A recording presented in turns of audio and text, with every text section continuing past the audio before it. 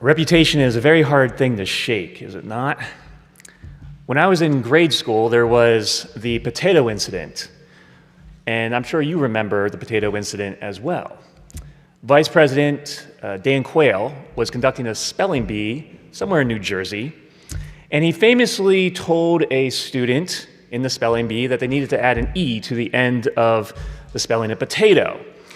And that moment stuck in the public's mind, and it fueled this narrative that Quayle was not very bright, and he should not be trusted to be one heartbeat away from the presidency. And to this day, unfortunately, when people think of Dan Quayle, they think of the potato incident. His reputation for not being all that smart followed him around for the rest of his career.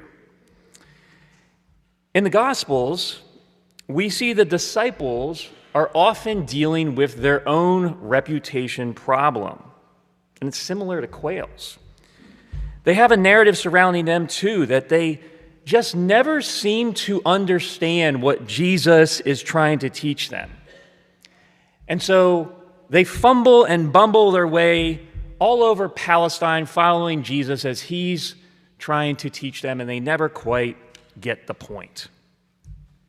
And our story today is seen as yet one more example of how wildly out of touch the disciples are, seemingly missing the point of Jesus' teachings and not being all that bright. So, as we look at the story, I want to focus really on those first 5 verses in Mark.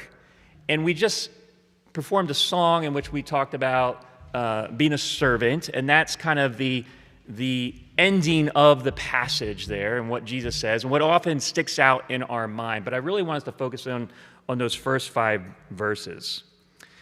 So Mark tells us that James and John, the sons of Zebedee, they come to Jesus with this audacious request.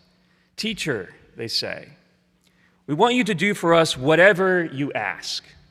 And Jesus responds with a question. "What do you want me to do for you?" And they request, as you've heard, that one is able to sit at his right hand and the other at his left in glory. And we kind of think, how could they? Now, it's really fascinating that when it comes time for Matthew to write his gospel, which is about 15 years later after Mark, he finds this request so unbelievable that he decides to protect the disciples from making this request. In other words, he has their mother go before Jesus and make the request that they're able to sit next to him in glory. It couldn't be that the disciples themselves would say such a thing.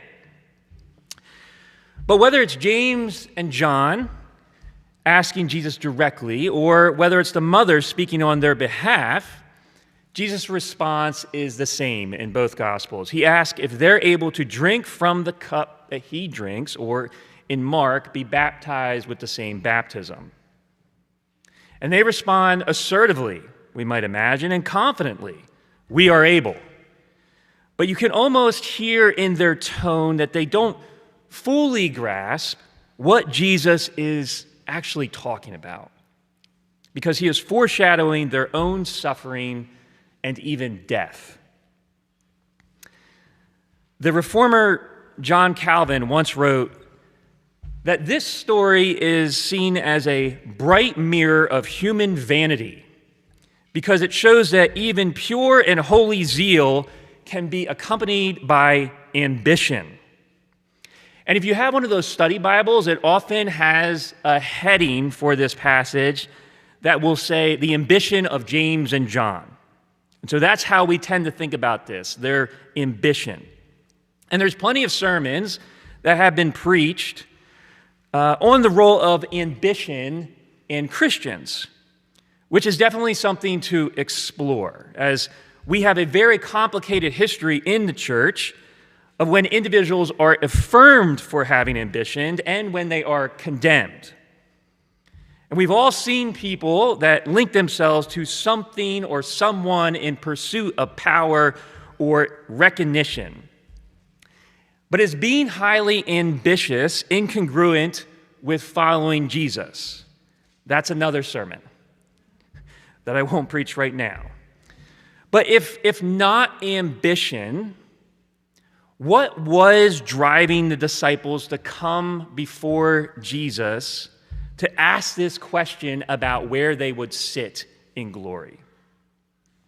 And to find the answer for this, all we have to do is look back just a few verses from our passage. And we read in Mark 10:32 that the people who were following Jesus around were amazed, but they were also afraid. So at this point in the Gospel of Mark, Jesus was headed towards Jerusalem. He had made up his mind about where he was going, which was, as everybody knew, the heart of political and religious power. And we've seen throughout Mark that Jesus has been clashing multiple times with the powers. And the people knew the danger that awaited him there. So despite all of the healings and the teachings and the transfiguration, the blessings and the miracles, at this point in the gospel, Jesus has persistently predicted his suffering and his death multiple times. And so when we get to this point in Mark's gospel, it's immediately after his third prediction about his death that James and John come to him with this bold request to sit next to him. So what if their bold request to sit next to him was not made by thoughtless disciples who were motivated by power and ambition, but rather it was made by people that were in fear of the future, and they were in need of security and certainty about where things were headed.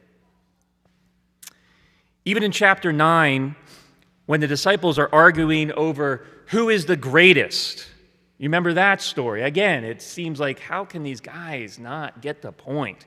Who is the greatest? Another classic example for us of misunderstanding Jesus. It comes immediately after Jesus is making yet another prediction about his death.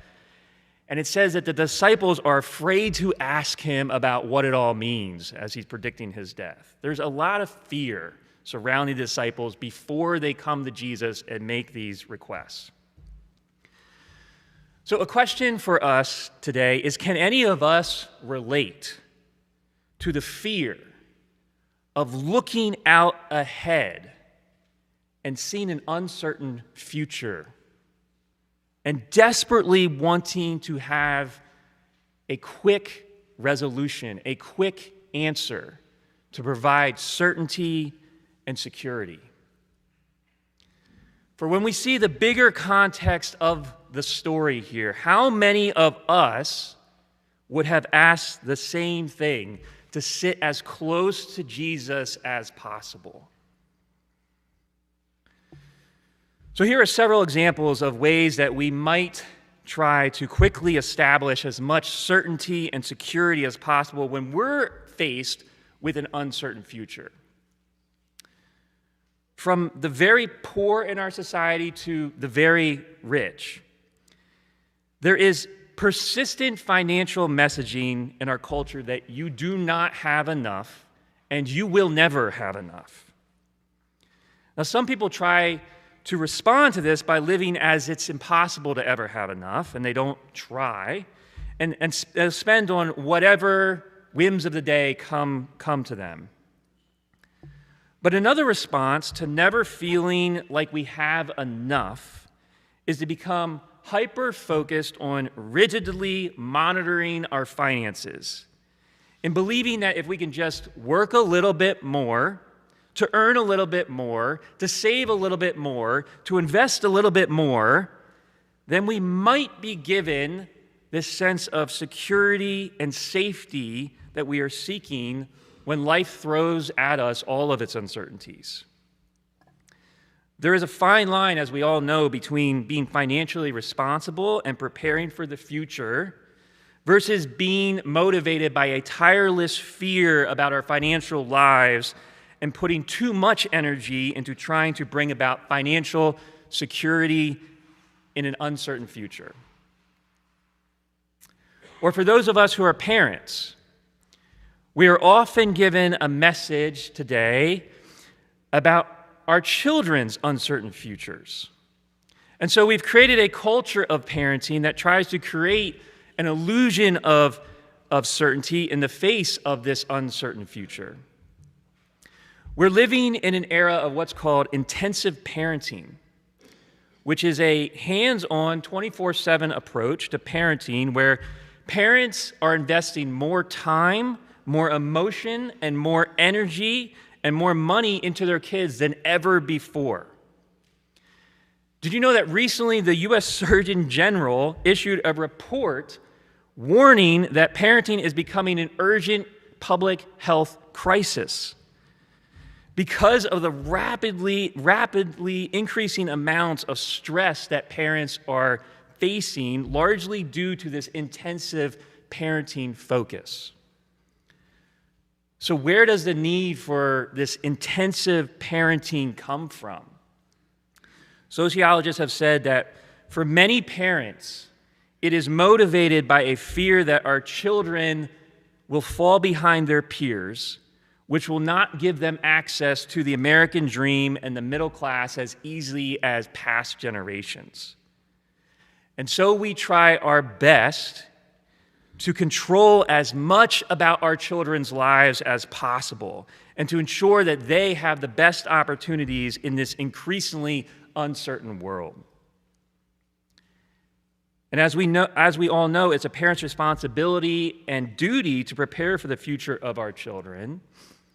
But the next time you receive messages from the latest social media post or podcast or even well-meaning friends, that you should be doing just a little bit more for your child to truly be a good parent. Ask whether your response to this is motivated by an unreasonable fear to bring an illusion of certainty and security to your children's future. And finally, we see this strong desire to bring certainty and security to an uncertain future in church communities like Park View that face major transition ahead. And the future, to be sure, is very uncertain. We see today massive realignments within denominational structures, a significant change in attendance patterns, the reprioritization of many faithful people who once saw the church as central to their understanding of community and faith, who might now only see the church as a small part of their experience of faith. Added on to this is the pastoral transitions that we are facing as a congregation and the uncertainty of the future that creates for many of us. When we are motivated by fear and uncertainty about the future, it is only natural that our first movements will be to try and to provide quick answers and assurances and certainties about what's ahead.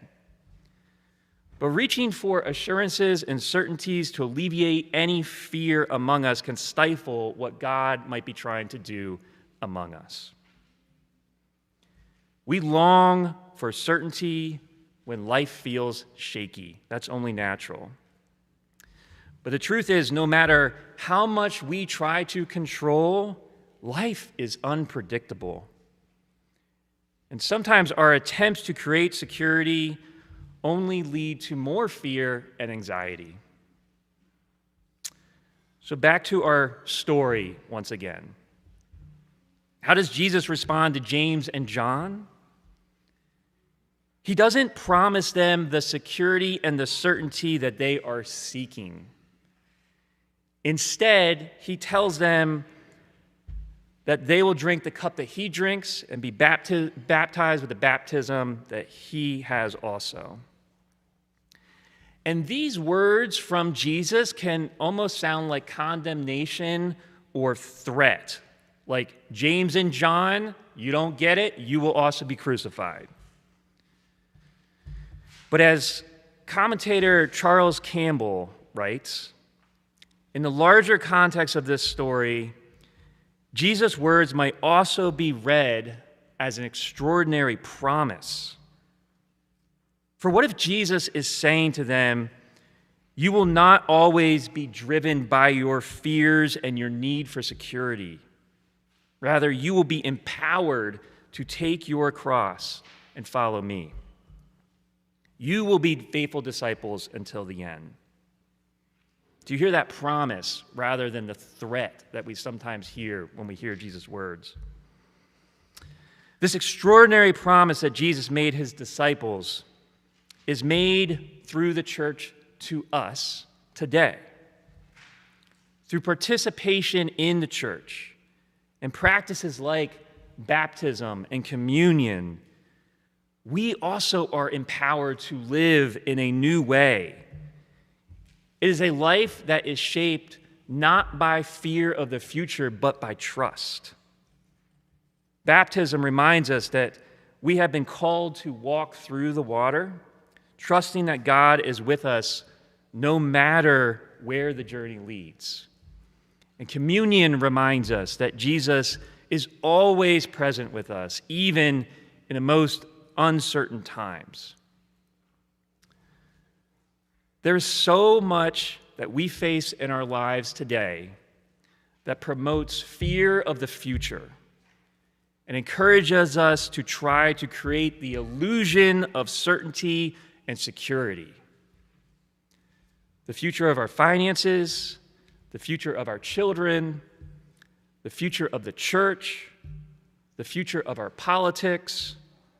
Whatever your fear might be today, the invitation that Jesus offers us is to live beyond our fear, to release our need for certainty and control, and to walk by faith. And so may we move beyond our fears today, embrace the uncertainty of this life, and walk faithfully in the way of the cross. Amen.